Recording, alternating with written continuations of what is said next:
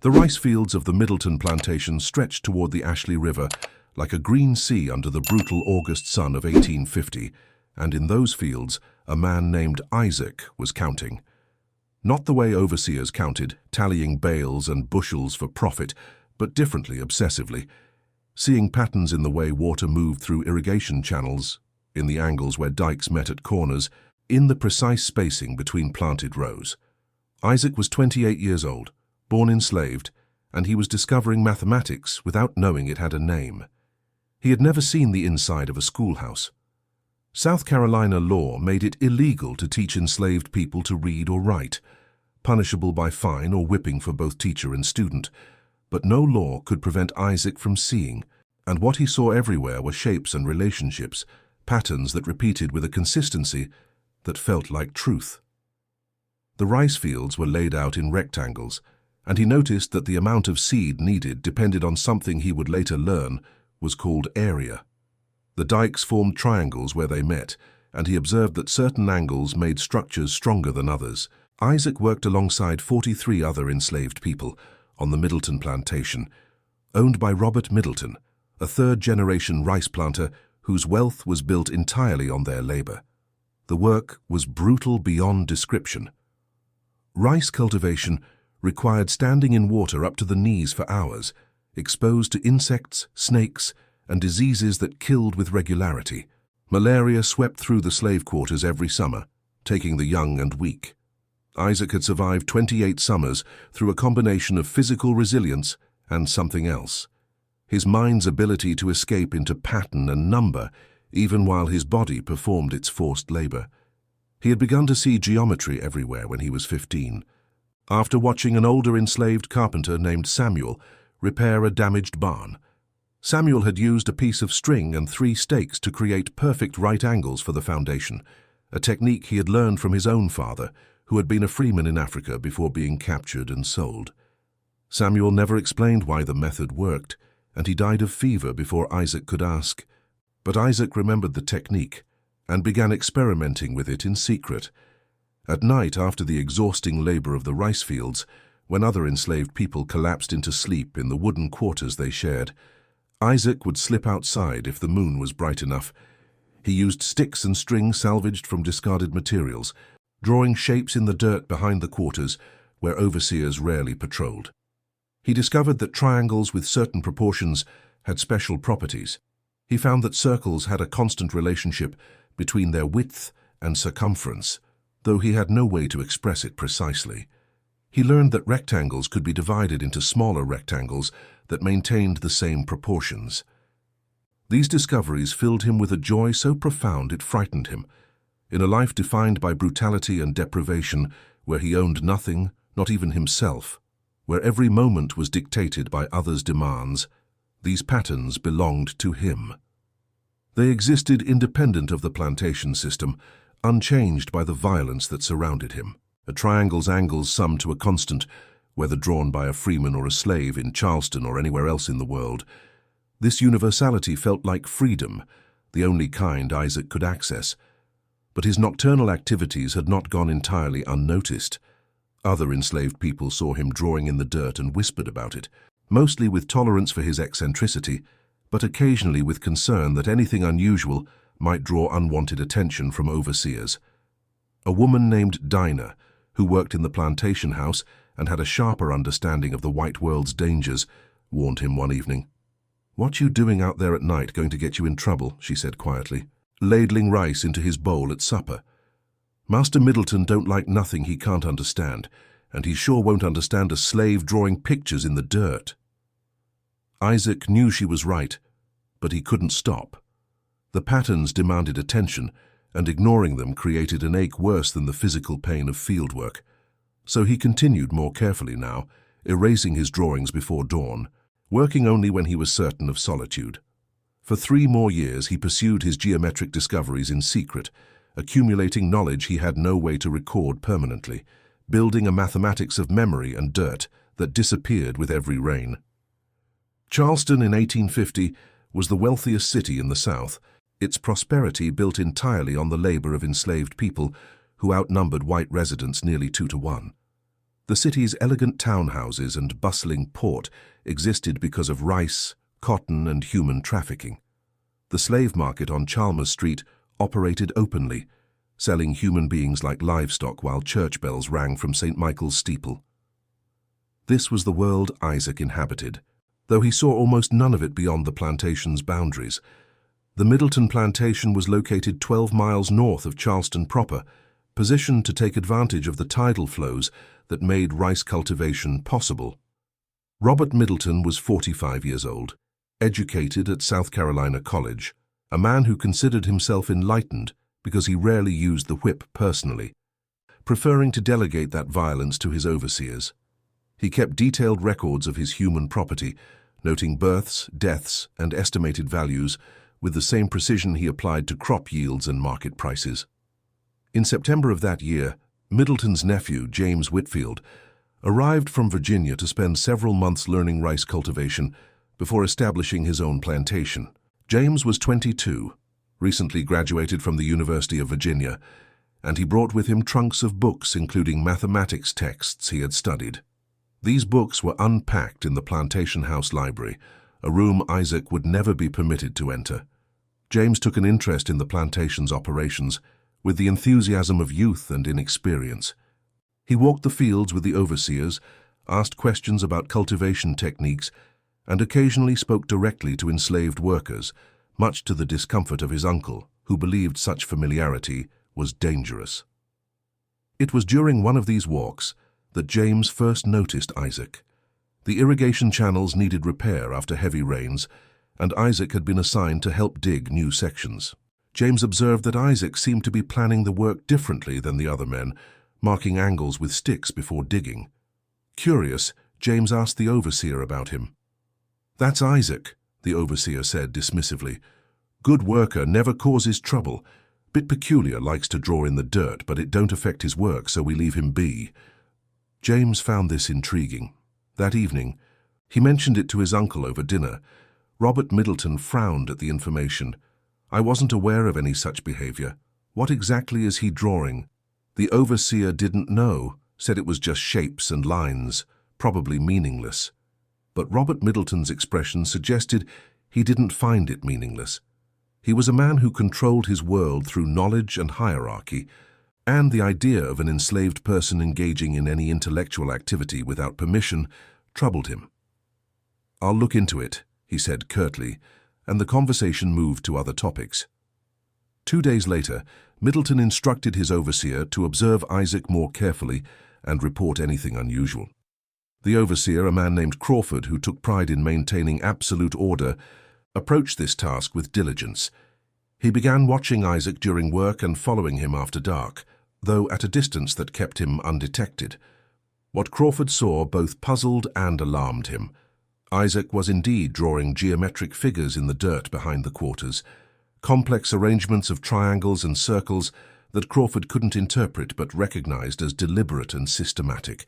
The slave was clearly working through some kind of problem-solving process, erasing and redrawing until he achieved results that satisfied him. Crawford watched for 3 nights before reporting back to Middleton. "He's doing something with shapes," Crawford explained. "Can't say what purpose it serves, but it's regular and methodical. Could be some kind of signaling. Maybe planning an escape route." Middleton considered this possibility.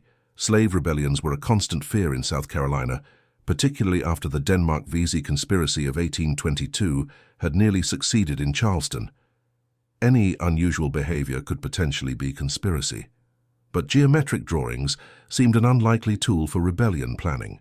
Still, the fact that Isaac had taught himself any kind of systematic thinking was itself concerning. Educated slaves were dangerous slaves, according to the prevailing wisdom. They developed ideas about rights and freedom that threatened the entire social order. "Bring him to the house tomorrow morning," Middleton ordered. "I want to see these drawings myself and understand what he thinks he's doing." That night, unaware of the attention he had attracted, Isaac worked on a problem that had occupied him for weeks, finding a way to calculate the area of irregular shapes by dividing them into triangles. He had discovered that any 4-sided figure could be split diagonally into 2 triangles, and if he could calculate the area of each triangle, he could sum them to find the total. It was a technique that had been formalized centuries earlier by Greek mathematicians, but Isaac was discovering it independently, with no knowledge that others had walked this path before him. As he drew his figures in the moonlit dirt, he felt the familiar joy of pattern recognition, completely unaware that his private mathematical world was about to collide catastrophically with the brutal reality of his enslavement. Isaac stood before Robert Middleton in the plantation house library, a room that overwhelmed his senses with its alien luxury. He had never been inside the main house before, and the sight of so many books lining the walls, the polished furniture, the portrait of Middleton's ancestors watching from gilded frames, all of it reinforced the vast gulf between their worlds. He kept his eyes down, as was expected, his hands clasped in front of him, waiting for whatever punishment was coming. Middleton sat behind his mahogany desk, Crawford standing beside him. On the desk lay several pieces of paper and a pencil, items so precious to Isaac that his fingers ached to touch them. He had never held paper before, never had access to anything that could make permanent marks beyond dirt and sticks. "My overseer tells me you've been drawing at night," Middleton began, his tone more curious than angry. "Shapes and figures in the dirt, is this true?" Isaac knew better than to lie. "Yes, sir." "For what purpose?" How could he explain? Isaac struggled to find words that would make sense to a man who had never needed to escape into pattern and number to survive.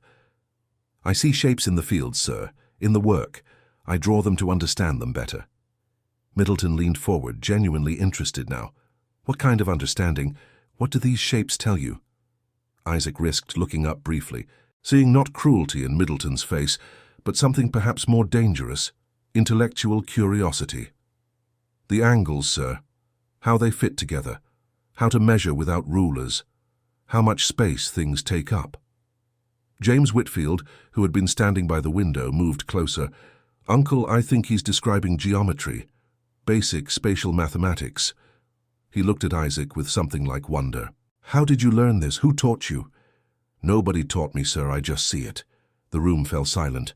Middleton exchanged glances with his nephew, and Isaac could feel the shift in atmosphere, the moment when his answers transformed from acceptable to dangerous. A slave who could teach himself mathematics was a contradiction to everything the system claimed. That enslaved people were intellectually inferior, incapable of abstract thought, naturally suited for servitude. Isaac's geometric drawings were evidence against the lies that justified his bondage. Middleton's expression hardened. "Show me," he commanded, pushing the paper and pencil across the desk. "Draw what you've been making in the dirt." Isaac's hands trembled as he picked up the pencil. The feel of it was strange and wonderful, so much more precise than sticks in dirt. He drew quickly a rectangle divided by a diagonal, then triangles arranged to show how angles combined. He drew a circle and the method he had discovered for approximating its circumference. The marks were crude because his hands were unpracticed, but the mathematics beneath them was sound. James picked up the paper, studying it with growing astonishment. "Uncle, these are legitimate geometric proofs. This one here, this is similar to Pythagorean relationships. And this method for circles, it's essentially what Archimedes developed." He looked at Isaac with an expression mixing admiration and something like fear. "How far have you taken this? What else have you discovered?" Isaac wanted to tell him everything, about the ratios he had found, about the three-dimensional shapes he could visualize, about the calculations he could perform in his head for areas and volumes. But he saw Middleton's face darkening and understood that every demonstration of his ability made his situation more precarious. "Just what I showed, sir," he said quietly. Middleton stood abruptly, taking the paper from his nephew and staring at it as if it were something venomous. "This is unacceptable," he said flatly. "I will not have slaves on my plantation engaging in intellectual pursuits. It creates disorder and dangerous ideas." He turned to Crawford. "Has he recorded any of this in permanent form? Hidden papers anywhere?" "No, sir. Just drawings in dirt that wash away." "Good. It stays that way." Middleton looked directly at Isaac, his voice carrying absolute authority. "You will stop this immediately. No more drawing, no more shapes, no more thinking about such things. You're here to work rice, nothing else. If I hear of you continuing this behavior, you'll be sold south to cotton plantations where the work will leave you too exhausted for such foolishness. Do you understand? Isaac felt something break inside him, but he kept his face neutral. Yes, sir.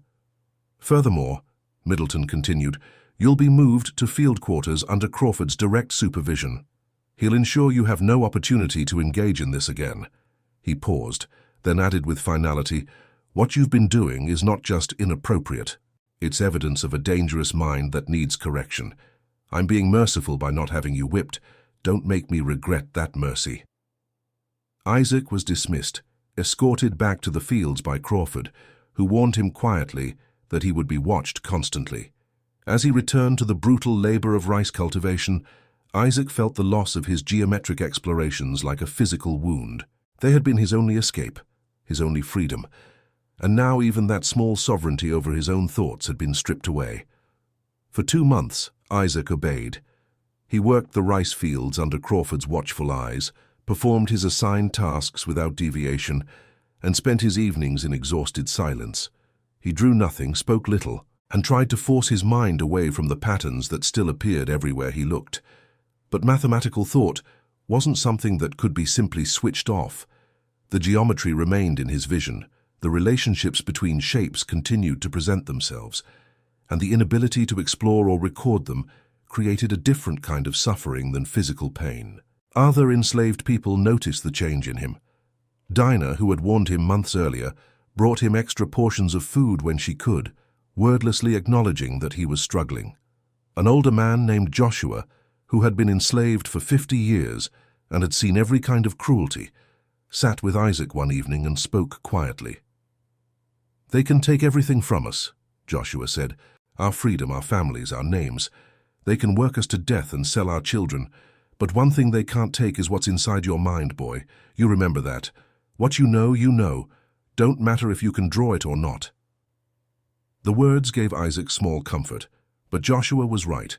The mathematics existed in his memory, independent of any physical record. He began to work on problems mentally, during the long hours of field labor, solving geometric puzzles in his head with no way to verify his solutions. It was frustrating, but better than nothing, a way to maintain his internal life even under Crawford's surveillance. James Whitfield had returned to Virginia in October, but before leaving he had done something that would change Isaac's situation. He had written to several abolitionist contacts in the North, describing the enslaved man who had independently discovered geometry. The letter eventually reached a Quaker organization in Philadelphia that worked to purchase the freedom of enslaved people with particular talents or skills. They began correspondence with Robert Middleton, offering to buy Isaac's freedom. Middleton refused immediately. The amount offered was fair market value, but accepting it would mean acknowledging that Isaac's intellectual abilities had worth, which contradicted everything Middleton believed about the natural order of slavery. Moreover, word of such a sale would spread, creating dangerous ideas among other enslaved people about the possibility of using education or talent to achieve freedom. Middleton wrote a firm rejection, stating that Isaac was essential to his plantation operations and not for sale at any price. But the correspondence had consequences Middleton hadn't anticipated. Other enslaved people learned through the mysterious networks of communication that existed despite all attempts to prevent them that someone in the North had tried to buy Isaac's freedom. The knowledge that abolitionists knew about him, that people far away recognized his worth as more than property, gave Isaac a reputation that made him simultaneously more valuable and more dangerous in Middleton's eyes. In December, Middleton made a decision. He would allow Isaac to continue his geometric work, but under controlled conditions that served the plantation's interests. Isaac would be reassigned from fieldwork to assisting with surveying and engineering projects, using his mathematical abilities for practical plantation improvements. In exchange, he would be forbidden from teaching others or discussing his knowledge with anyone. His mathematics would be harnessed for profit, but contained and controlled. Crawford delivered this news to Isaac with clear disapproval. Master's giving you easier work, but don't think it means anything. You're still property, still under my authority. This surveying work is just another form of labor. You'll use your talents when told, how you're told, and for master's benefit only. Isaac understood the terms. He was being given back a piece of what had been taken, but transformed into something that served his enslavement rather than transcending it. His mathematics would no longer be his own. They would belong to Middleton, used to increase plantation efficiency and profit. It was a corruption of what geometry had meant to him, but it was also survival, and survival required compromise. The work began in January 1851. Isaac was given basic surveying tools and assigned to help plan new irrigation channels, calculate volumes for rice storage, and determine optimal field layouts. He worked alongside a white surveyor hired from Charleston, a man named Peters, who was initially skeptical of Isaac's abilities but quickly recognized their value. Under Peters's direction, Isaac performed calculations that would have taken hours with standard methods, his mental mathematics delivering answers almost instantly. For a while, the arrangement worked. Isaac had access to measuring tools and occasionally to paper for calculations, though any work he did on paper had to be surrendered to Peters at the end of each day. The mathematics was practical rather than theoretical, but it was still mathematics, and Isaac found satisfaction in seeing his geometric understanding applied to solve real problems. He designed a more efficient irrigation system that increased yields by 15%. He calculated foundation requirements for a new storage barn that proved structurally superior to previous designs. But privately, in the rare moments when he was unobserved, Isaac continued his theoretical work. He memorized sequences of calculations, developed proofs in his mind, explored geometric relationships that had no immediate practical application, but expanded his understanding of mathematics as a coherent system. This private knowledge remained his alone, a secret inner life that no one could claim or control. By the spring of 1851, Isaac's reputation had spread beyond the Middleton plantation. Other planters heard about the enslaved surveyor, whose calculations improved efficiency, and several made offers to hire his services. Middleton agreed to these arrangements, charging substantial fees for Isaac's time, profiting directly from the abilities he had once forbidden. Isaac worked on neighboring plantations, always under supervision, applying geometry to drainage problems, structural designs and land measurements. The irony wasn't lost on him. His mathematics, which had begun as private joy and intellectual freedom, had been transformed into another commodity his owner could exploit. Every calculation he performed increased Middleton's wealth and reputation, while Isaac himself received nothing beyond basic sustenance. The system had found a way to extract value even from what he had thought belonged only to himself. During one assignment at the Rutledge plantation in March, Isaac met an enslaved woman named Sarah who worked in the main house. She was literate, had been taught to read by a previous owner's daughter before such education was made illegal, and she had somehow managed to keep several books hidden. She recognized something in Isaac when they spoke briefly, while he was surveying garden layouts, a quality of mind that matched her own secret intellectual life. "You're the one who knows mathematics," she said quietly, when they had a moment away from overseers. "People talk about you, say you discovered it yourself." Isaac nodded carefully. Conversations between enslaved people from different plantations were monitored, but brief exchanges during work were sometimes possible. "I see patterns, shapes and numbers, taught myself what I could." Sarah glanced around to ensure they weren't observed. "I have a book, geometry, stolen from the house years ago, hidden in the quarters. I can't understand most of it, but maybe you could." She paused, weighing the risk. "Next time you're here, I'll show you where it's hidden, but you can't let anyone know." The offer electrified Isaac. A real mathematics book, written explanations of concepts he had discovered alone, formal proofs and theorems that could expand his understanding immeasurably. But the danger was extreme. Being caught with such a book could mean whipping or worse for both of them. The risk seemed worth it anyway. 2 weeks later, when Isaac returned to the Rutledge plantation for additional surveying work, Sarah found a moment to tell him the location, wrapped in oilcloth and buried beneath the floor of the women's quarters, under the third board from the eastern wall. That night, Isaac couldn't sleep, his mind racing with anticipation and fear. The next day, through careful maneuvering and luck, he managed to be assigned work near those quarters. During a brief moment when his supervisor was distracted, he retrieved the book. It was Euclid's Elements, a worn copy published decades earlier, water-damaged and incomplete.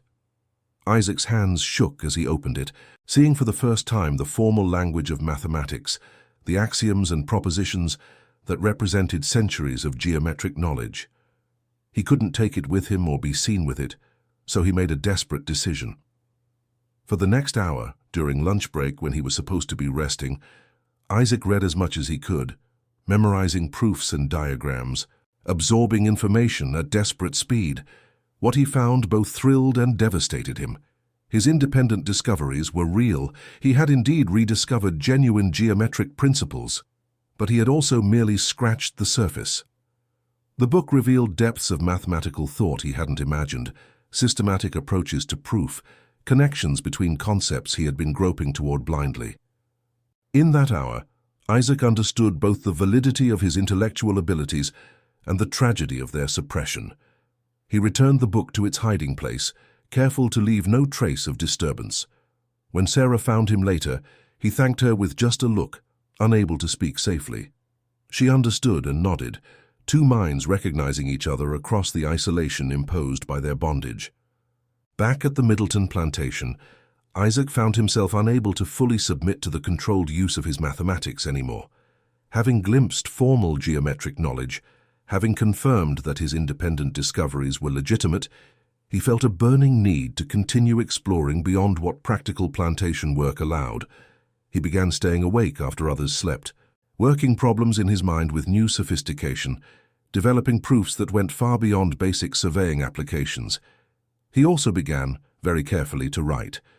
He stole scraps of paper from surveying work, tiny pieces that wouldn't be missed. He made ink from berry juice and soot. In the darkest hours of night, he recorded his mathematical discoveries, the theorems he had proved, the relationships he had found.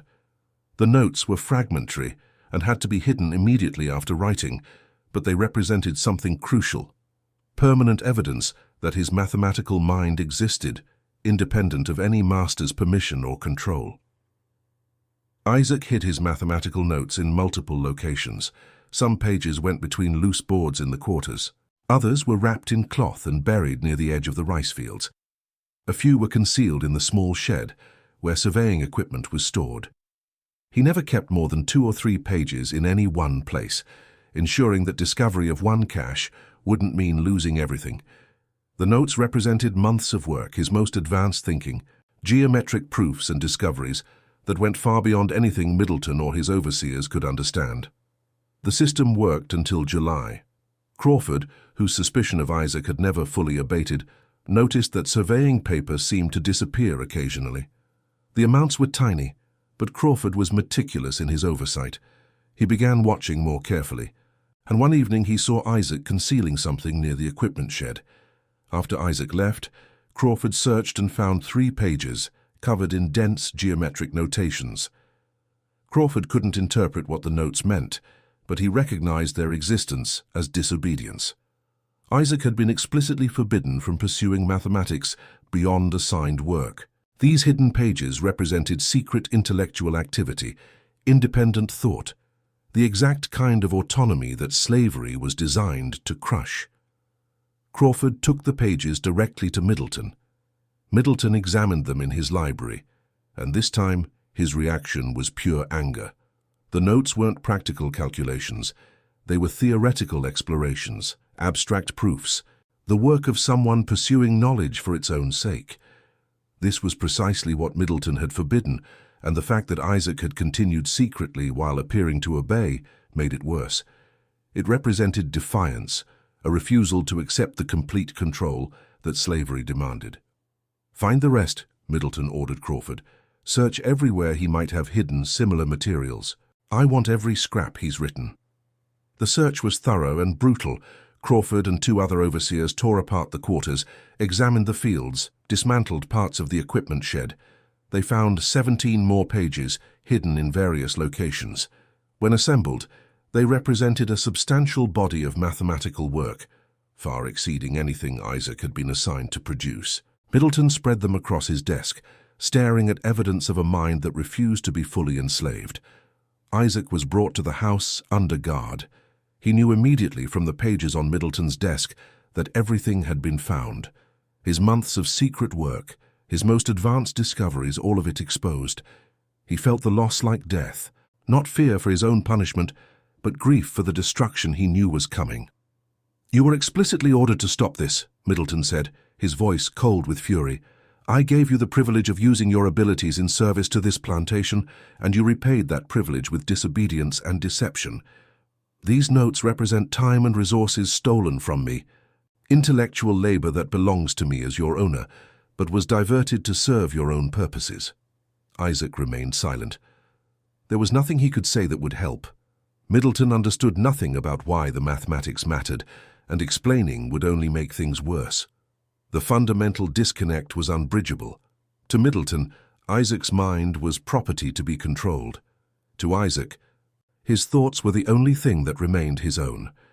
"I'm going to destroy these," Middleton continued, picking up the pages. "Every note you've written will be burned, and you will watch, so you understand that this fantasy of intellectual independence is over. You are enslaved. Your body is mine, your labor is mine, and your thoughts are mine to direct or forbid as I see fit." He walked to the fireplace where logs burned despite the summer heat. Isaac watched as Middleton fed his notes into the flames one by one. Each page curled and blackened, months of work disappearing in seconds.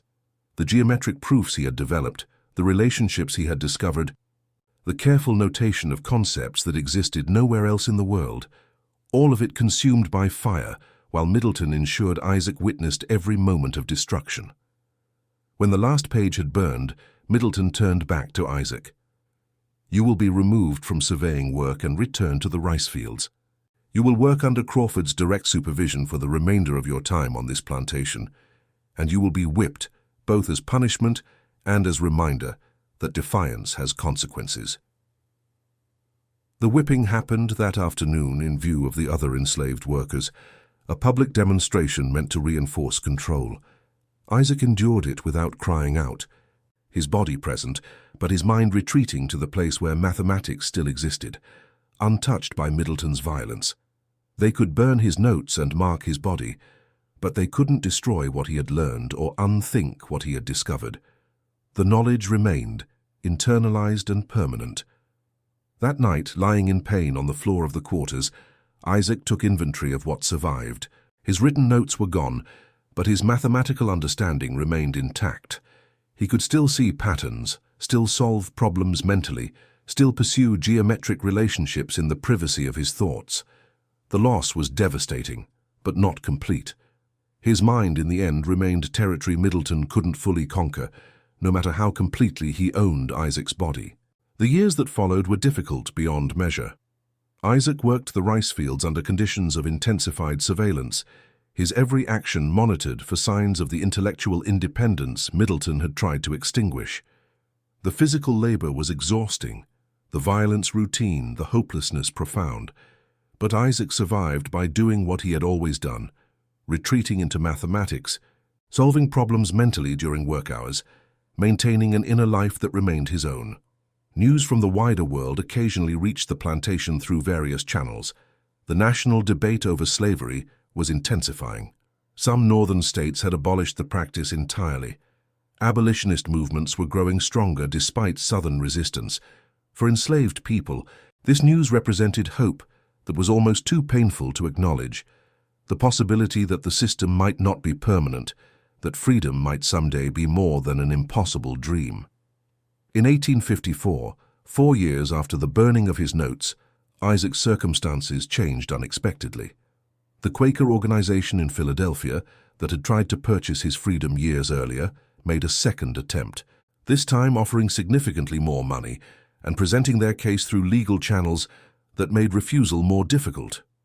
Middleton ultimately agreed to the sale, motivated partly by the substantial sum and partly by his desire to rid himself of a slave whose intelligence continued to disturb him, despite years of suppression.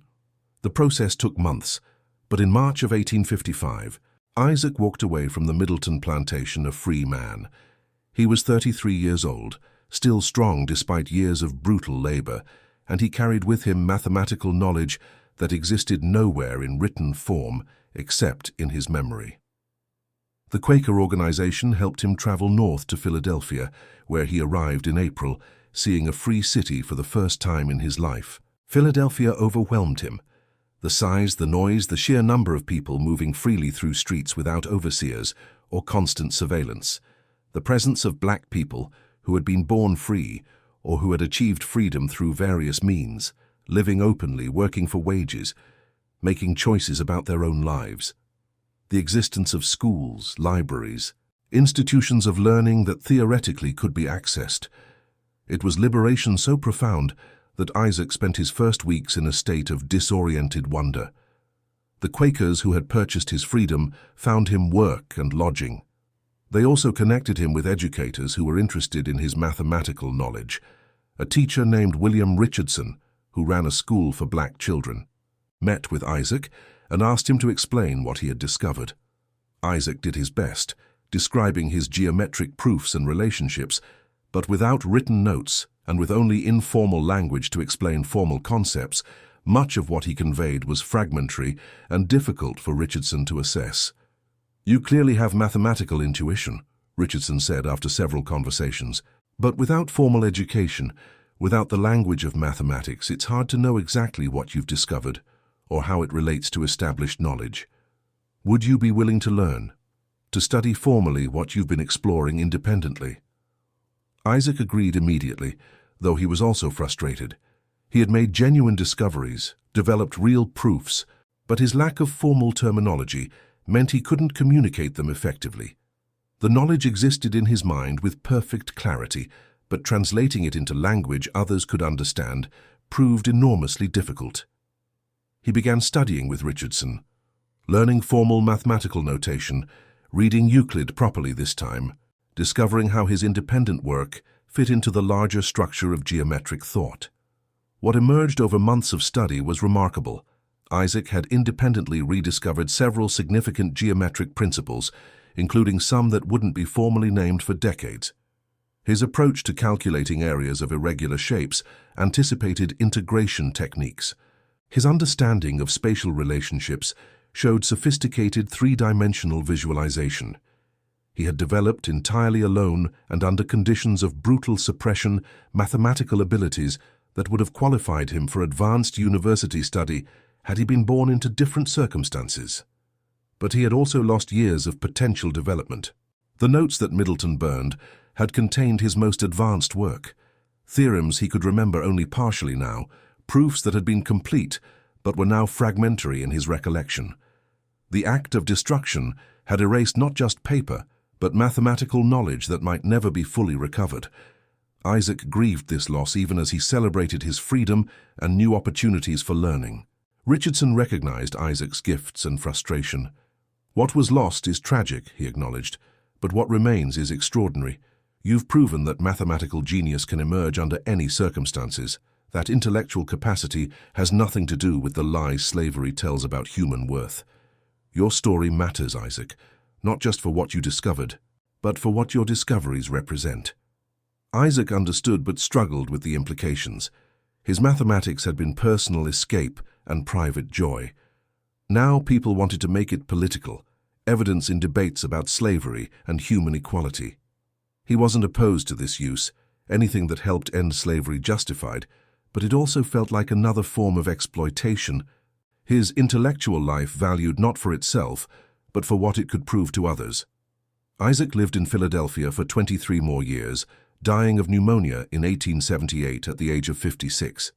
In that time, he worked as a surveyor, taught mathematics to black children, and continued his own studies. He never achieved the formal recognition his abilities deserved. The mathematical community remained largely closed to black mathematicians, and the work he had done while enslaved, the theorems he had developed in secret, could never be fully reconstructed or credited because the evidence had been destroyed. He did manage to write down some of his discoveries during his years of freedom. With Richardson's help, he compiled a small manuscript describing his geometric proofs and the methods he had used to develop them independently. The manuscript was published by an abolitionist press in 1859, not as a mathematical text, but as evidence of enslaved people's intellectual capabilities, another weapon in the fight against slavery. The mathematical content was largely overlooked by reviewers, who focused on the political implications rather than the technical merit. A few mathematicians did read Isaac's work with serious attention. One, a professor at the University of Pennsylvania, recognized genuine innovation in Isaac's approach to spatial problems and attempted to have him admitted as a special student. The university refused, citing policies that prohibited enrollment of black students regardless of qualification. The professor continued to meet with Isaac privately, discussing mathematics as colleagues, but this relationship was exceptional rather than typical. Isaac married in 1860, a woman named Ruth who had also been born enslaved and had achieved freedom through different circumstances. They had 2 daughters, both of whom received the education Isaac had been denied. He taught them mathematics from early childhood, determined that they would have advantages he had never known. Both daughters became teachers, carrying forward their father's legacy in more conventional but no less important ways. The Civil War transformed everything. Isaac watched as the Union slowly committed to not just preserving itself, but ending slavery entirely. When the Emancipation Proclamation was issued in 1863, Isaac wept, knowing that millions still enslaved in Confederate territory would eventually achieve the freedom he had found. The war's end in 1865 and the ratification of the 13th Amendment meant slavery was legally abolished throughout the United States, though its legacy would continue for generations. In his later years, Isaac occasionally spoke about his experiences to abolitionist groups and educational organizations. He described discovering geometry in the rice fields, developing proofs in his mind, the destruction of his written work. These talks were difficult emotionally but important politically, vivid demonstrations of slavery's waste of human potential. A few people who heard him speak remembered his words decades later, preserving fragments of his story. But the mathematical content of Isaac's discoveries was largely lost to history. The notes Middleton burned in 1851 had contained his most original work, theorems he could only partially reconstruct years later. The manuscript he published during freedom captured some of his methods, but not his most advanced thinking. And the academic mathematical community, dominated by white scholars who had little interest in work from black mathematicians, regardless of merit, never seriously engaged with his contributions. Isaac's geometry remained marginal, acknowledged in abolitionist circles, but ignored in mathematical ones. What survived was the story itself, the enslaved man who discovered mathematics independently, whose master burned his notes, who achieved freedom and continued learning despite all obstacles. That narrative became part of the historical record, preserved in abolitionist literature and later in African-American history. The specific mathematical content might be lost, but the existence of Isaac's genius, the fact of his intellectual achievement under impossible conditions, that remained known. Isaac died knowing both triumph and tragedy. He had survived slavery, achieved freedom, raised daughters who would never experience bondage. He had proven, through his own existence, the fundamental equality of human intellectual capacity, regardless of race or circumstance. But he also died knowing that much of his mathematical work was irretrievably lost, destroyed by a master who feared the independence of an enslaved person's mind. The numbers Isaac had written, the geometric relationships he had discovered, the proofs he had developed, all that knowledge existed only as memory now, as story rather than science. His daughters preserved his few manuscripts and letters. Later historians and mathematicians occasionally rediscovered Isaac's work, recognizing glimpses of genuine innovation in the fragments that survived.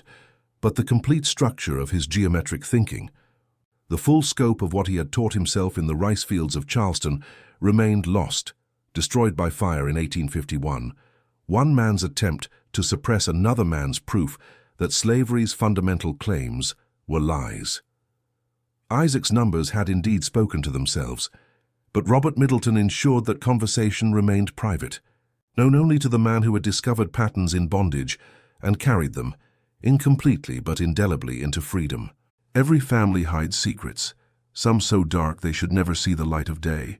Here, we open the doors to those shadowed pasts, uncovering hidden crimes, silent pacts, and stories that echo like ghosts through the halls of memory. If you've made it this far, it means you also carry that forbidden curiosity. So don't hesitate. Subscribe to the channel now, turn on the bell, and follow our next revelations. Because every day, new secrets emerge, and only those who dare to face the truth remain to hear them.